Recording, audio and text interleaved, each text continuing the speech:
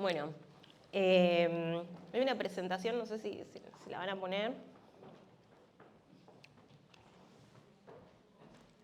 Ahí, detrás de nuestras máscaras. Ese es el título que le pusimos a la charla de esta mañana.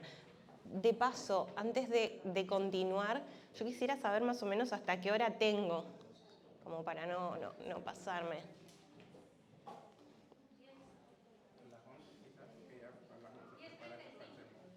10:35. Ok. Bueno, bueno, eso. ¿Podemos pasar a la siguiente? Ahí. Les decía que le pusimos de título Detrás de nuestras máscaras. A veces cuando pensamos en las máscaras, pensamos en... ¿O qué se les viene a ustedes a la cabeza? No, con este título, Detrás de nuestras máscaras. ¿Alguna idea? Esconder nuestra propia identidad. Esconder nuestra identidad, ¿ok? ¿Alguna otra idea? ¿O a todos les suena más o menos por ese lado? ¿Sí? Esconder lo que sentimos de verdad, ¿ok? ¿Alguien más? Hipocresía. Protegernos de que no nos hagan daño. Hipocresía. Hipocresía. Bueno, sí, pienso que esto de las máscaras va más o menos por todos estos lados, ¿no? De escondernos detrás de algo. Solamente que, bueno, yo cuando pienso en máscaras pienso más para el lado de la hipocresía, que es esto como de tratar como de engañar o de ponerme como, a veces decimos doble cara o algo por el estilo. En este caso no vamos a hablar de eso, sino más de lo que hablaban, creo que la hermana, esto de protegernos. Acá les puse un título que dice un Dios social y puse un versículo, pero que en realidad en vez de ese versículo pude haber puesto unos cuantos, como que tuve que elegir uno, porque esto de que Dios sea un Dios social, un Dios que le guste la compañía del ser humano, o incluso Dios mismo es un Dios social, sabemos que es un Dios en tres personas, ¿no? Ya habla de una comunión, de una relación, de un vínculo. Y lo mismo, Él ha dejado en su palabra como prescripto para nosotros, para las personas y mucho más para su pueblo. Acá puse este versículo que dice, no dejemos de congregarnos como acostumbran a hacer algunos, sino animémonos unos a otros y con mayor razón ahora que vemos que aquel día se acerca. También acá me anoté otros como el versículo que dice, donde estén 2 o 3 reunidos en mi nombre, allí estoy yo en medio de ellos. O también en Proverbios hay un versículo que dice que el hierro se lima con el hierro, pero el ser humano, ¿cómo se va transformando? Con el trato con, o sea, el hombre con el trato con el hombre, ¿no? La Biblia nos insta mucho a esto de juntarnos. Está muy fuerte la idea del pueblo de Dios, ¿no? Dios nos salva individualmente, pero también como comunidad, en medio de una comunidad. Pero esto presenta problemas también, ¿no? No solamente es todo así como Dios quisiera, ¿no? Desde el ideal, sino que sabemos que esto también presenta conflictos, problemas. No sé si pasó alguna vez en esta iglesia que haya algún problema de no entendernos entre hermanos. ¿Pasó alguna vez? Se ríe la hermana. Sin duda que sí, ¿no? Donde hay dos personas, ya algún conflicto va a haber en algún momento. Y no significa que una de las dos personas sea mala o en la iglesia de que vengamos acá con malas intenciones, sino que simplemente somos diferentes. Y eso genera conflictos. Y mucho más cuando esas diferencias vienen de las heridas que nosotros traemos previamente, no simplemente en problemas de personalidad, sino también de que en algún momento ya hemos sido lastimados y por nuestras diferencias las traemos de forma distinta acá a la iglesia, a nuestros vínculos, a nuestras relaciones, a la comunidad. Y el tema justamente que les quería compartir hoy es sobre las heridas de la infancia. Y acá viene lo de las máscaras. ¿Por qué le pusimos de título Detrás de nuestras máscaras? Les comento un poquito sobre la teoría de las heridas de la infancia. Hay una autora que ya planteó esta teoría y ella definió 5 heridas principales de la infancia, que serían cosas que nos pasaron cuando éramos chicos, que nosotros las percibimos de cierta forma, que nos causó dolor, y para evitar ese dolor, ese malestar o la angustia, la emoción negativa que sea que nos generó, generamos una máscara, generamos una forma de protegernos de ese dolor, de protegernos de ese malestar que muchas veces no, o sea que siempre lo queremos evitar, no queremos sentirlo. Así que hoy vamos a hablar un poquito sobre estas 5 heridas y cuáles son esas máscaras que generamos para evitar el malestar. Avanzamos a la primera herida. La primera herida es la herida del rechazo. Como resumen, ahí puse esto de no soy digno de ser amado o debo cambiar para que me amen. Les cuento cómo se origina esto. La herida del rechazo se genera cuando somos niños sentimos que nuestros padres o nuestros cuidadores, las figuras principales para nosotros, no nos aman por quienes somos.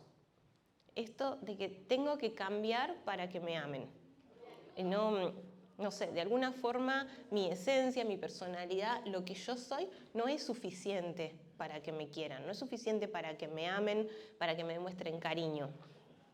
Esto no necesariamente es porque los padres no quieran al niño. Yo, por ejemplo, tengo una amiga que hizo una vuelta, me contó que su hijo le dijo, así en un momento muy angustiado y llorando, le dijo, ustedes no querían tenerme y ustedes estarían más felices si yo no estuviese acá. Era un nene de 6 años por ahí.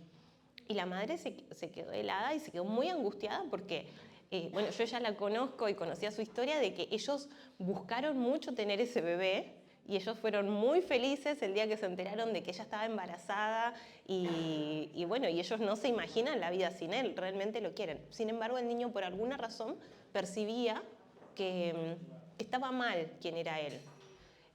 Como padres cometemos muchos errores y a veces les transmitimos cosas a nuestros hijos aunque no queramos, aunque no sea nuestra intención. Y bueno, de alguna manera este niño estaba percibiendo eso. A veces esto se podría dar porque bueno, los padres capaz no manifiestan suficiente interés para el niño o lo retan por alguna cuestión que ellos sienten que es parte de ellos. Entonces los va llevando a sentir esto de mis padres me rechazan, no me quieren. Y la máscara que desarrollamos es la evitación. Es una palabra como bastante, ¿cómo decir? Bastante abstracta. Así que bueno, vamos a hablar un poquito sobre a qué nos referimos con esto de la evitación. Lo que pasa con el rechazo es que lo que se persigue es esto, yo me acerco y me van a rechazar, porque quien soy no es suficiente. Entonces, lo que hago es evitar involucrarme demasiado con las personas, porque si yo me acerco y me muestro cómo soy, probablemente me van a rechazar. Entonces, lo que hago es, o no me muestro como soy, soy, no sé, o muy complaciente, siempre tratando de agradar, justamente para que no me rechacen, tratando de ocultar esas cositas que el otro pueda percibir como que no están tan buenas. O también lo que hago, por ejemplo, es, no sé, le mando un mensajito acá a la hermana con la que nos estuvimos escribiendo esta semana y no me contesta inmediatamente. Ok, entonces significa estoy siendo re pesada, súper molesta, seguramente no me quiere contestar, así que listo, yo no le escribo más. Solamente si ella me contesta, cuando ella me escriba yo le voy a contestar, ¿no? Evito para evitar ese rechazo.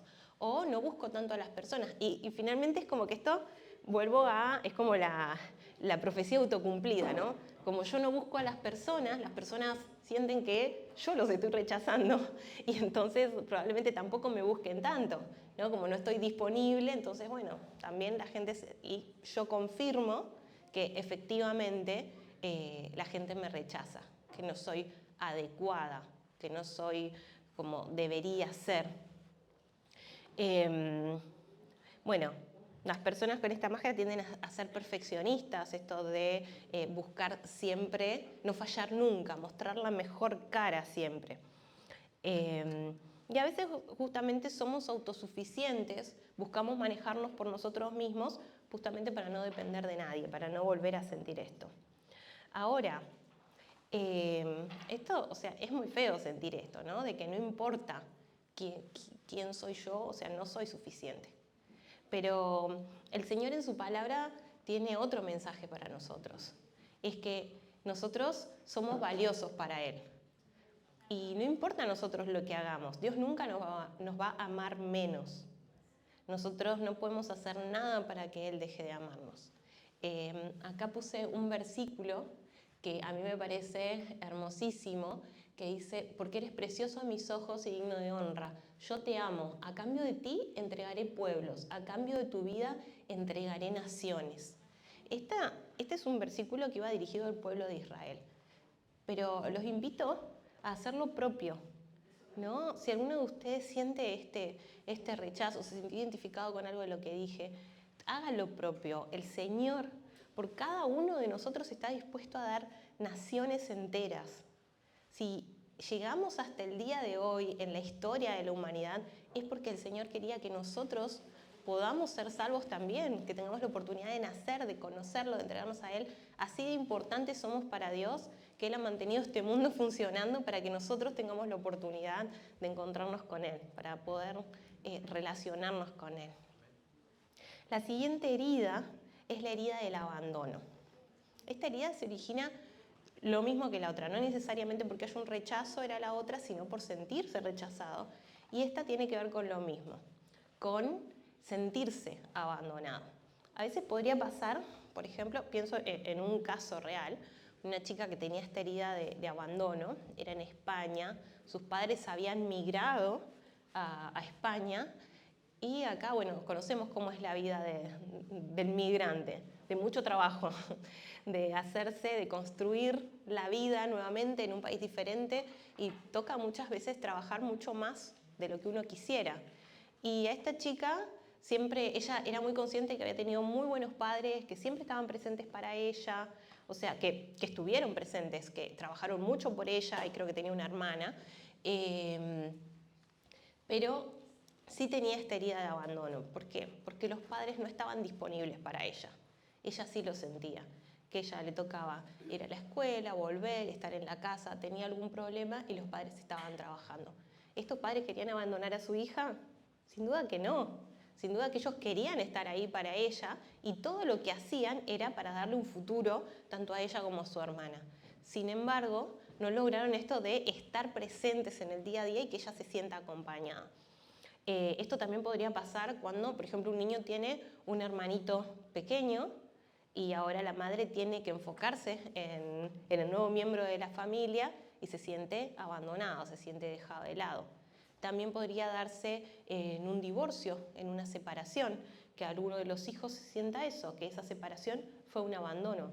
Y podría ser que no lo sienta, podría ser que sus heridas vayan por otro lado, no por el lado del abandono. O bueno, situaciones de estas, de no estoy, o sea, quien amo no está disponible para mí. Y entonces la frase de lo que sientes es esto de estoy solo, nadie se queda conmigo. Y la máscara que desarrollamos para evitar ese sentimiento de soledad o de me están abandonando, nadie se va a quedar, es la dependencia. Cuando hago todo para que el otro se quede, ¿no? Aguanto lo que sea. Entonces esto es típico, ¿no? de las relaciones tóxicas, como les decimos hoy en día, esto de que uno de los dos en la pareja capaz está más desinteresado o no pone mucho de su parte y el otro se va a quedar ahí siempre, ¿no? A veces aguantar múltiples infidelidades, por ejemplo, pero eso también se puede dar en las amistades, se puede dar en diferentes tipos de relaciones. Y esto también pasa de no me hago responsable de mí mismo, sino que hago que los demás sean responsables por mí mismo, de mí. Todo, ¿no? Es dos cosas, evitar que el otro se vaya y evitar yo mismo tener que hacerme cargo de mis propias decisiones, de mis propias responsabilidades. Y acá tenemos también lo que el Señor nos dice. Ahí puse este versículo que dice, aunque mi padre y mi madre me dejaran, con todo Jehová me recogerá. Y lo mismo, ¿no? Es un versículo como para ilustrar más o menos lo que nos dice el Señor, pero nosotros en la Biblia nos encontramos con un montón de promesas de que el Señor va a estar con nosotros. A mí me gustó mucho, una vez escuché sobre el Salmos 23, que está escrito como que el principio se corresponde con el final, que es una típica forma de la escritura hebrea, que es como que está como en espejo, digamos, las ideas, y que la idea central es lo más importante, lo que queda justo en el medio. Y la frase que queda en el medio es, tú estarás conmigo. A mí me parece hermoso, que no importa dónde estemos, el Señor está, el Señor es el que se queda, el que permanece. Y cuando hacemos propio esto, cuando nosotros no solamente creemos en Dios, sino que le creemos a Dios, este tipo de cosas empiezan a sanar, ¿no? Ya no dependo tanto del otro, ahora dependo del Señor. Ya no me da tanto miedo ir sola por la vida porque ya sé que no estoy sola. Yo sé que el Señor está conmigo. Este sentimiento de Él es mi papá y es un padre capaz que el que tuve acá no cumplió con con todas mis expectativas, pero el Señor sí, el Señor puede suplir todo eso. La siguiente herida es la herida de la humillación. Esta herida se genera cuando de niños nos sentimos avergonzados o ridiculizados o expuestos, ya sea por lo que sentimos, por nuestras necesidades, por haber cometido algún error, ¿no? Cuando nos avergüenzan esto en público, el sentirnos expuestos en algo que capaz preferiríamos nosotros mantenerlo en la intimidad, ¿no? Y a veces también puede ser algún comentario sobre el propio cuerpo. Capaz alguno de ustedes se siente identificado con esto y puede recordar algún momento específico donde se sintió así, de que o alguien se burló de ustedes, puede haber sido un maestro, pueden ser los propios padres, un hermano mayor, alguien de la familia. Recuerdo una mujer que ella me contaba que cuando era niña pasó que su mamá hizo una torta, un queque, un bizcochuelo, no sé cómo le dicen según el país, y no había salido bueno, había salido bastante malo. Entonces, dice que, y vinieron algunos miembros de la familia, no sé si unos tíos, alguien a visitar, y entonces su mamá dijo que ella lo había hecho. ¿No? Como que, bueno, como es una niña, entonces que le haya salido mal es como más normal. Y ella se sintió, y tipo se rieron de lo mal que le había salido el bizcochuelo. No solamente que era una mentira, sino que era avergonzante, o sea, la humillación y encima por algo que ella no había hecho. ¿No? Cosas como estas, o sea, y ella me acuerdo que cuando lo hablamos, ella como que fue derecho a ese recuerdo. Era algo que realmente le había marcado y le había generado mucho dolor. Y la máscara que desarrollamos, puse el autodescuido. Hoy en día está muy de moda la palabra autocuidado, ¿no? Y nos resuena bastante. Esto de tener cuidado, cuidarme a mí mismo. Se habla mucho, por ejemplo, de los que les toca cuidar a otra persona, tomarse el tiempo para cuidar de sí mismos. ¿No? Tomarme el tiempo para dormir bien, tomarme el tiempo para hacer ejercicio, esas cosas que me hacen bien, ¿no? Alimentarme de forma correcta. En este caso pasa lo contrario.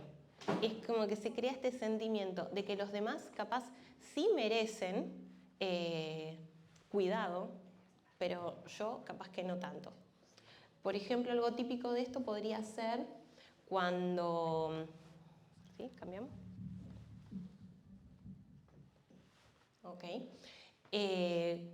Un ejemplo de esto podría ser cuando limpio mi casa cuando viene alguien, por ejemplo, va a venir alguien. ¿Por qué? Porque no creo que yo misma merezca que la casa esté limpia. Entonces, hago por los demás cosas que no hago por mí misma. No sé si se les ocurre algún otro ejemplo con respecto a esto de hacer cosas por los demás que no lo hago por mí. Por ejemplo, podría ser, doy el espacio, motivo a otra persona a crecer, por ejemplo, profesionalmente, o a tomar un cargo en la iglesia que uno sabe que va a ser de bendición para otros.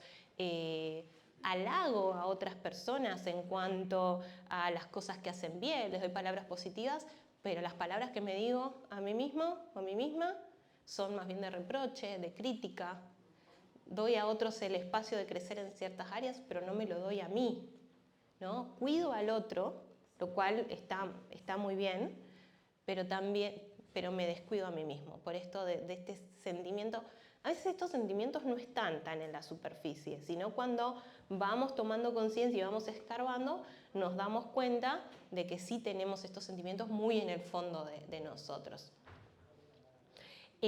Otra característica de las personas que tienen herida de la humillación es que ellos tienden, por ejemplo, personas que se ríen de sí mismas.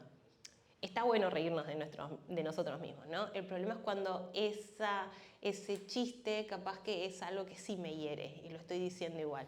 Pero prefiero decirlo yo y no que lo diga otro, porque que lo diga otro sería mucho más doloroso. Entonces evito ese dolor por ese lado. El peor miedo que tienen las personas con herida de la humillación es que lo acusen de tener malas intenciones. Entonces todo el tiempo es tratar como de mostrar esto de que están haciendo lo mejor. Son personas también que se sienten muy culpables cuando otro está trabajando y él no. No sé, voy a visitar a alguien y está poniendo la mesa, está cocinando y yo estoy sentada en la mesa y estoy sintiendo, soy la peor como estoy acá sentada, ya necesito pararme, hacer algo, ayudar, no sé, voy a lavar los platos, voy a acomodar las cosas. Que lo mismo, volvemos, está muy bien ayudar, está muy bien ser servicial, capaz lo malo sería este sentimiento de culpa que me queda. Está bueno cuando lo hago motivado por el amor al otro y no por el malestar que quiero evitar. Y evita que los demás se sientan avergonzados de su persona, como que buscamos ser correctos para que otro no sienta vergüenza de nosotros. Y a veces sienten que los demás se aprovechan de él, ¿no? Como tienen esto de siempre tratar de servir para que se den cuenta de las buenas intenciones que tienen, a veces sienten que otros toman ventaja de eso. Y a su vez, cuando otro los sirve, sienten que ellos se están aprovechando de la otra persona. Ahora, ¿qué nos dice el Señor? El Señor nos llama a servir. ¿No? Todos somos llamados a servir. Hay parábolas que hablan sobre trabajar en la viña del Señor. Hoy vemos en la Biblia que muchos fueron llamados a prestarle servicios al Señor. Pero el servicio que Dios quiere de nosotros nace de un corazón agradecido, ¿no? Nace de la libertad que Él nos da, no del sentimiento de obligación o de coerción, no de la culpa, sino de lo contrario, del amor. Y el Señor dice que levanta del polvo al pobre y del muladar exalta al menesteroso. También Jesús dice que el que se humilla será exaltado. Y también lo mismo, volvemos siempre. Hay muchos versículos que hablan de esto del Señor queriéndonos elevar y ponernos en un lugar digno, en un lugar de privilegio. Esta semana en Enraivados por su palabra tocaron algunos de los últimos capítulos de Deuteronomio y tocó no me acuerdo, creo que es el capítulo 28, que dice que si obedeces la ley del Señor, empieza a decir, bendito tú en el campo, bendito tú en la ciudad, bendito tú, así, en varios lugares, y dice, serás cabeza y no cola. Eso es lo que quiere el Señor para nosotros. Quiere que no tengamos vergüenza del lugar que Él nos pone, de la dignidad que Él nos da. Y aceptar esa dignidad que el Señor nos da también es parte de creerle a Dios. Seguimos me estaba salteando acá, con la herida de la traición, la cuarta. Esta se origina cuando de niños sentimos que no podemos confiar porque hemos sido traicionados, bueno, como la palabra lo dice, ¿no? Esto se puede dar por promesas no cumplidas, por ejemplo. Tengo un amigo que hace poco el padre le dijo que iba a hacer algo, le prometió algo, es una persona adulta de 30 y algo de años, y después cambió de opinión y me dice, yo no sé para qué me ilusiono, me dice, si yo ya lo conozco, toda la vida fue así, ¿no? Esto de digo algo y, y no sucede, o sea, lo que me dicen no sucede, hay promesas pero no se cumplen. Con este amigo hemos hablado sobre este tema de las heridas de la infancia y cuando mencionamos la de la traición, él como, le resonó inmediatamente. Dice, sí, sí, ese. Dice, con mi papá, porque él siempre era, vamos a ir al parque, vamos, te voy a llevar a tal lado, vamos a hacer tal cosa juntos. Y nunca pasaba. Dice, de hecho, yo mirando hacia atrás, nunca pasó. También puede darse con padres que tienen alguna dependencia de sustancias, por ejemplo, el alcoholismo. Y está esa promesa, capaz implícita, porque a veces el padre no hace la promesa, pero sí uno lo espera, que deje esa adicción. Y no sucede. Entonces, esa expectativa de que pase esto y no pasa, genera este sentimiento de traición. Y el mensaje interno que nos queda es esto de no puedo confiar en nadie porque me van a fallar. Y la máscara es el control. Busco tener todo controlado para que nada se vaya de mi expectativa. Ahora, ¿es posible tener todo controlado? No, sin duda que no. Cuesta confiar en las personas, porque las personas fallan o no hacen las cosas como uno quisiera. Tengo una amiga que ella siempre dice como que yo prefiero hacer todo porque, o sea, hacerlo con otros, estarle explicando y tener que volver a hacerlo sobre lo que hace el otro. O sea, siempre, nunca nada está a la altura de sus expectativas. Es todo, entonces buscamos esto de controlar y lo que buscamos es, lo que tememos es la vulnerabilidad. Tememos esto de ser capaces de recibir, o sea, de quedar vulnerables ante el otro y que el otro pueda llegar a lastimarnos, ¿no? La vulnerabilidad es soltar el control, es dejar que pase. Entonces, a veces lo que les pasa a estas personas es que les cuesta formar una pareja, porque les cuesta confiar en la otra persona. Y la verdad es que las personas fallamos. Tal vez no vamos a fallar en grandes cosas, pero para el que tiene herida de traición, incluso hasta el fallo más chico se siente como eso, como una traición. Yo confié en vos, yo deposité, fui vulnerable ante vos y me fallaste. Y vuelve a vivenciar otra vez eso que sintió en su infancia cuando le fallaron en otras cuestiones. Y esto puede estar relacionado también con la herida del abandono. A veces, por ejemplo, cuando hay una separación, un divorcio, y ven esto de que uno de sus padres le falló al otro, pueden sentirlo también como un fallo hacia sí mismos. ¿No? Mi papá tenía que estar en mi casa, mi mamá tenía que estar en mi casa, tenía que cumplir con nosotros como familia y falló. Entonces, ahí también se puede generar esto. Ahora, ¿quién es el que nunca nos va a fallar? Sí, todos lo tenemos muy claro a esto. Dios es el que nos falla, Dios es el que siempre está ahí cumpliendo, en el que sí podemos depositar nuestra confianza. Pero cuando tenemos esta herida, ¿cuánto cuesta confiar en Dios? Acá me avisan que 3 minutos todavía nos queda una herida, pero bueno, eso, nos cuesta confiar en Dios. Entonces, tomar conciencia de que yo tengo un problema con la confianza, ponerlo en oración, meditar en la Biblia, en los versículos, ¿no? El que les puse ahí, ese fiel es el que prometió. ¿Les puse ese? ¿Otro? Sí, mantengamos firme la esperanza que profesamos, porque fiel es el que hizo la promesa. Dios es fiel, Dios es el que nunca falla, pero nosotros tenemos que hacer nuestra parte, mantenernos firmes en la esperanza. Y eso tiene que ser un acto de la voluntad. Sé que me cuesta confiar, sé que me cuesta descansar en Dios, pero decido creerle, decido descansar. La herida de la injusticia, la última.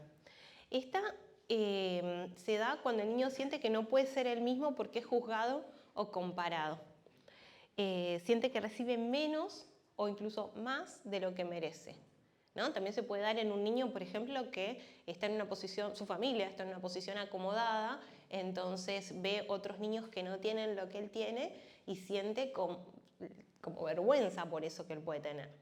Lo más común suele ser lo contrario, ¿no? Yo merezco esto, pero me dan menos. Entonces puede ser porque los padres capaz son más fríos, más rígidos, no le entregan tanto cariño, entonces él siente que sería bueno, no sé, ve su amiguito que sí tiene padres capaz más cariñosos, más cálidos, y sentir esto de no estoy recibiendo esto que necesito. Y la máscara que se genera es la rigidez. No, la rigidez es, las cosas tienen que ser de esta manera y no de otra. Es lo contrario a la flexibilidad. Y el mensaje interno es, debo ser perfecto para merecer amor. No puedo tener el más mínimo fallo. Esto a veces se suele dar dentro de la iglesia, ¿no? Nosotros somos perfectos, ¿no? Somos vegetarianos, somos puntuales, guardamos, no sé, damos el diezmo así con el más mínimo centavo. O sea, nosotros somos totalmente, digamos, ¿cómo decirlo? No sé, perfectos, rectos. Y entonces cuando veo a los demás que no son, que están fallando en algo, me cuesta ver eso, me genera un problema cognitivo. ¿Cómo que crees en Dios si no haces esto? ¿No? Ni hablar de los que son de otras religiones y guardan otras cosas. O sea, ¿cómo que creen en Dios y no creen en todas estas cosas? Pero bueno, así en la vida, estas personas muchas veces son militantes, no sé, de algún partido político, de alguna causa. ¿Por qué? Porque ellos están ahí para defender cómo las cosas deberían ser. ¿No? Esto del deber ser es muy fuerte en las personas con una herida de injusticia. Tendemos a ser críticos, tendemos al dogmatismo y también tendemos a ser críticos con nosotros mismos. Nadie puede ser perfecto, nadie puede mantenerse siempre caminando sobre la línea. Entonces, cuando eso sucede, la crítica interna hacia uno mismo también es muy fuerte. Y la palabra de Dios lo que nos dice es, porque por gracia ustedes han sido salvados mediante la fe.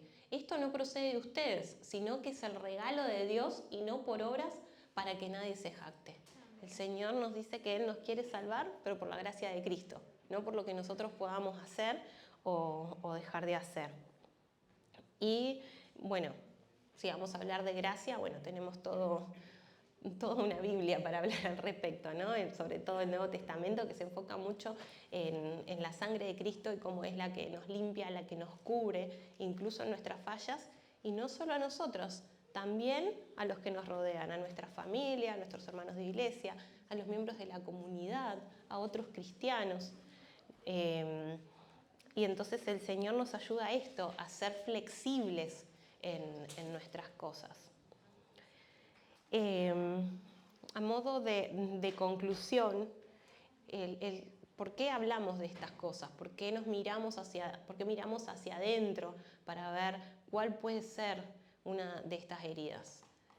Miramos hacia adentro para lograr ser más compasivos, tanto con nosotros como con los demás.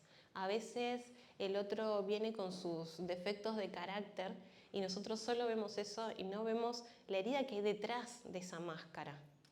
El objetivo de esto tampoco es entrar a mirar a ver el hermanito que herida tiene, la hermanita que herida tiene, sino mirarnos a nosotros mismos y simplemente elegir ser compasivos con los otros.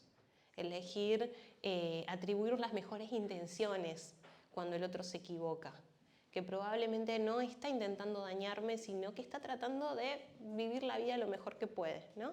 De evitar el sentirse mal, de evitar todas estas emociones y sentimientos que estuvimos viendo. Esto de estar heridos es parte de vivir en un mundo de pecado. Acá no podemos escapar del dolor, pero sí podemos lograr sanación en Jesús, ¿no? Avanzamos una más. Acá puse, la clave es el perdón. Ser conscientes de dónde nos hirieron, ser conscientes de esas situaciones en las que tal vez nuestros padres o nuestros cuidadores fallaron, también nos puede llevar a tomar la decisión de perdonar, tomar la decisión de dejar eso en el pasado. El perdón no es decir, esto en realidad no fue nada, no es quitarle valor a lo que siento, quitarle valor a lo que me hicieron, sino que el perdón es dejar de cargar con eso todos los días, dejar que eso sea lo que me domine, sino ser libre, andar liviano por la vida. Claro, es elegir amar a pesar de que el otro no se lo merezca, ¿no? Que eso es lo que nos pide el Señor. Y una forma acá, como algo más desde la psicología que puede servir para sanar estas cosas, es escribirnos una carta a nosotros mismos contándonos cómo nos sentimos, qué es lo que pasó, cuáles fueron las cosas que sucedieron y también concluir con la decisión que hemos tomado, la decisión de perdonar a quien sea que nos haya hecho ese mal. Así que si tienen tiempo en la semana o tal vez la otra, porque a veces esto requiere también que lo procesemos mentalmente, los invito a tomarse el tiempo de escribir esto, que sería contarnos lo que pasó, las situaciones específicas, cómo nos sentimos y la decisión que tomamos de perdonar al otro. Y dejé un versículo al final, creo que es en la siguiente. Bueno, esta frase me gusta mucho, que dice, no podemos cambiar nuestro pasado, pero sí podemos pedirle a Jesús que nos consuele en nuestro dolor. Si se toman el tiempo de escribir la carta, los invito a orar sobre esa carta, contarle a Jesús todo lo que pasó, contarle cómo se sintieron en cada situación, abrirle nuestro corazón. Esto no solamente nos va a ayudar a sanar, sino que también nos va a conectar más con nuestro Señor, que es lo mejor que nos puede pasar. Y bueno, y este versículo que dice que Él sana a los quebrantados de corazón y venda sus heridas. Ojalá esto sea una realidad en la vida de todos nosotros.